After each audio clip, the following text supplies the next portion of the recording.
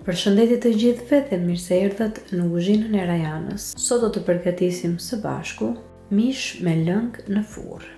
Unë e kam përgatitur sipas versionit që përgatisim në shtëpinë time prej vitesh, po të doni mund ta përgatisni edhe në tenxhere ose mund ta fusni edhe në furrë, siç kam vepruar edhe unë në këtë video. Është një recetë tradicionale shqiptare, të cilën nëna tona e kanë gatuar gjithmonë, dhe sot vendosa që këtë recetë ta ndaj edhe me ju dhe mund ta përgatisni për familjen tuaj për drekë ose për darkë, ose në rast se në shtëpinë tuaj keni mysafir. Tani le të nisim pa humbur kohë me përgatitjen e recetës. Si fillim, për këtë recetë un kam përdorur mish viçi. Mishin që un kam përzgjedhur në këtë rast është mish vetëm tul, të cilin e kam prerë në feta shumë të holla, por sigurisht ju mund të përzgjidhni mishin që dëshironi dhe mund ta prisni sipas formave që doni. Në një tenxhere ku kemi shtuar pak vaj ose gjalp, mund të shtoni aty edhe mishin dhe do ta lëmë të kaurdiset në zjarr mesatar nga të gjitha anët. Mos harroni që her pas here ta ktheni mishin duke rrotulluar nga të gjitha anët në mënyrë që mishi të fillojë të ndryshojë ngjyrë, por edhe të lëshojë lëngun e vet në tenxhere. Në momentin që mishi ka ndryshuar ngjyrë dhe ka lëshuar edhe lëngun e vet në tenxhere, tani mishin e largojmë nga tenxheria dhe e vendosim në një pjatë. Në të njëjtën tenxhere ku kemi gatuar dhe mishin, do të shtojmë fare pak gjalp dhe më pas aty do të shtojmë edhe 2 kokra qep mesatare të grira imët, si dhe 2 thelpinj hudhër. Hudhër mund të shtoni sipas dëshirës suaj. Tani do të kaurdisim qepët në zjarr mesatar derisa të shikoni që qepët do të fillojnë të zbuten. Dhe kur qepët fillojnë të zbuten, në këtë pikë në tenxhere do të shtojmë edhe mishin që përgatitëm pak më parë. Dhe tani do të shtojmë pak nga pak ujë, në mënyrë që qepa të gatuhet ngadalë, gjithashtu edhe mishi.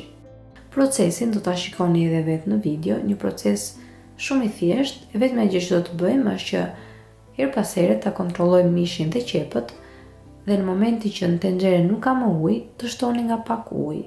Pasi ja shtoni ujin, e mbuloni tenxheren me kapak, i lëm mishin dhe qepët që të gatuhen derisa të shikoni që uji është shtruar sërish, dhe kështu procesi përsëritet derisa të shikoni që qepët kanë filluar të zbuten mirë dhe një pjesë e tyre të jetë tretur. Gjithashtu dhe mishi ketë filluar që të shkëputet kollaj. Këtë proces mund ta përsërisni disa herë, kjo varet shumë edhe se sa qep do të përdorni gjatë kësaj recete, por edhe nga lloji i mishit që përzgjidhni.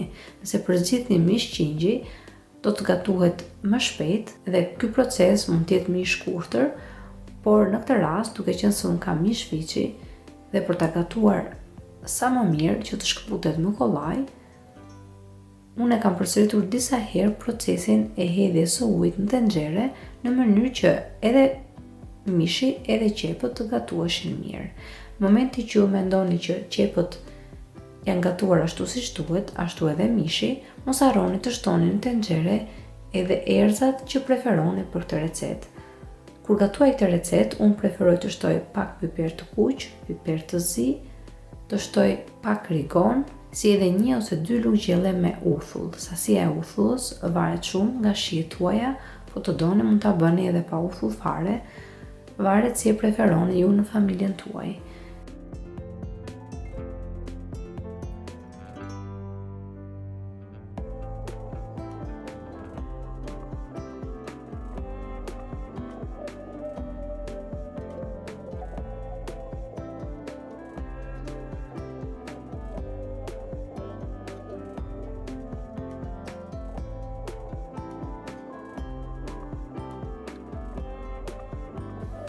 Do t'i trazoni të gjithë përbërësit së bashku dhe në fund fare mishin dhe qepët do t'i mbulojmë me ujë. Ujë do të shtoni derisa mishi dhe qepët të mbulohen dhe të kenë mundësi që të zjejnë. Gjithashtu në këtë pikë mos harroni të shtoni edhe 1 lugë gjysmë gjelle me miell të tretur në 1 gotë me ujë.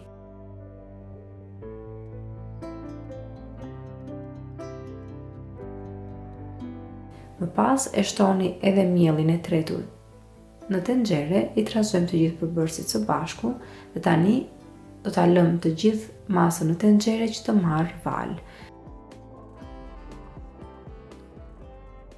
Momenti që masa në tenxhere fillon të marrë val disa herë, në këtë pikë tani të gjithë masën e tenxheres e shtojmë në një tepsi.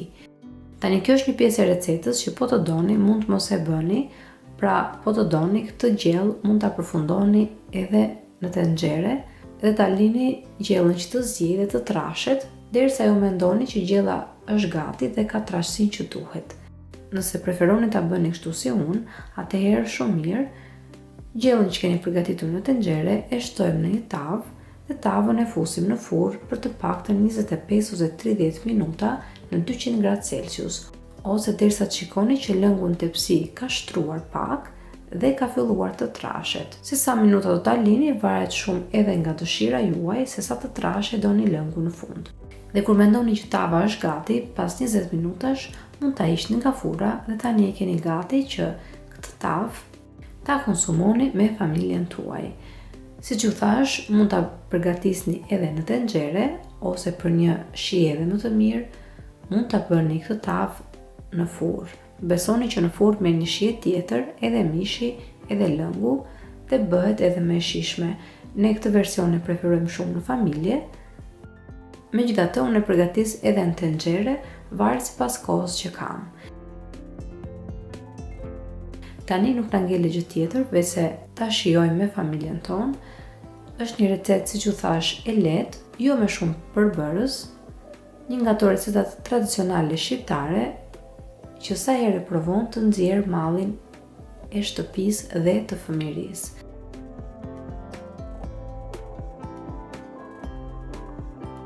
Shpresoj shumë që ta provoni dhe nëse ju pëlqen, mos harroni të jepni like kësaj recete, si të ta shpërndani me miqtë e familjarët tuaj në rrjetet sociale. Gjithashtu mos nguroni të abononi në kanalin tim, si dhe të shtypni cilën e vogël anash kanalit në mënyrë që të njoftoheni sa herë në kanal postohen recetat e reja. Ju falenderoj të gjithëve që më ndoqët edhe në videon e sotshme. Bashkë do të dëgjojmë sërish në videon e radhës. Deri atëherë, Zoti ju bekatoft të gjithëve.